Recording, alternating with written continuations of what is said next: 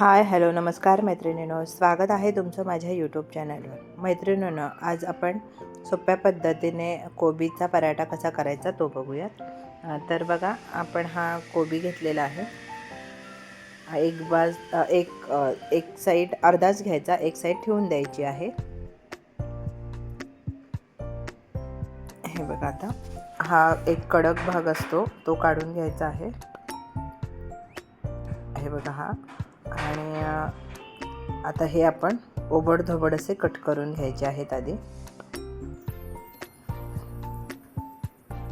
2-4 भाग मोठे मोठे जरा करून घ्यायचे आहेत आणि एका चाळणीवर घ्यायचे, चाळणीत ठेवायचे आणि स्वच्छ धुवून घ्यायचे आहेत आपल्याला। हे बघा, याच्यामध्ये काढलेले आहेत आणि चांगले नळाखाली स्वच्छ धुवून घेऊयात। हे बघा, आता हे घेतलेले आहे स्वच्छ धुवून। आता आपण अनियन कटरने, हे बघा, हे अनियन कटर आहे, त्याच्यामध्ये हे टाकून घेऊयात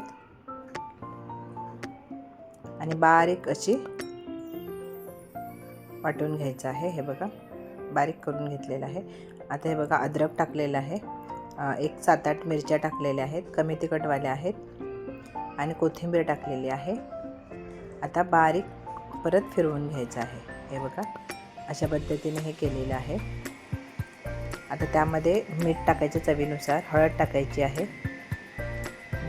ओवा टाकलेला आहे, धनिया पावडर टाकलेली आहे आणि हे चांगलं व्यवस्थितरित्या चांगलं असं चोळून मिक्स करून घ्यायचं आहे।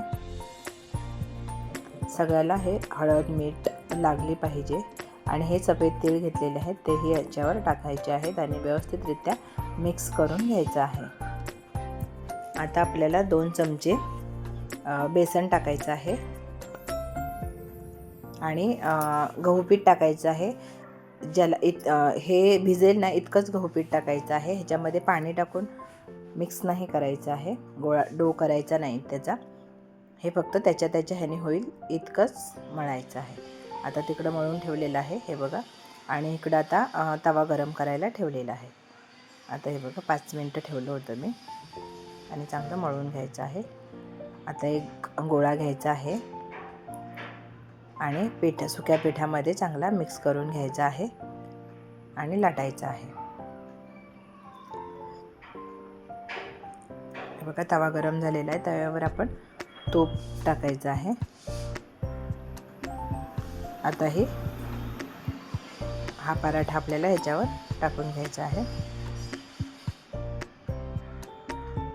हे बघा, एक बाजू शेकली की पलटी मारायचा।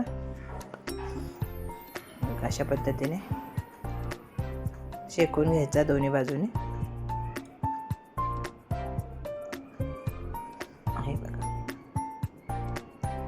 चांगलं शेकून मैत्रिणींनो, जर माझे व्हिडिओ आवडत असेल तर लाईक करा, शेअर करा, चॅनलवर नवीन असाल तर चॅनलला सबस्क्राईब नक्की करा।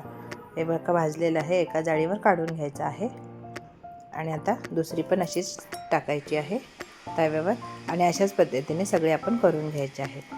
मैत्रिणींनो, वेळात वेळ काढून माझा व्हिडिओ पाहिल्याबद्दल मनापासून धन्यवाद। चला तर मग उद्या भेटू आपण दुपारी ठीक 3 वाजता। तोवर धन्यवाद।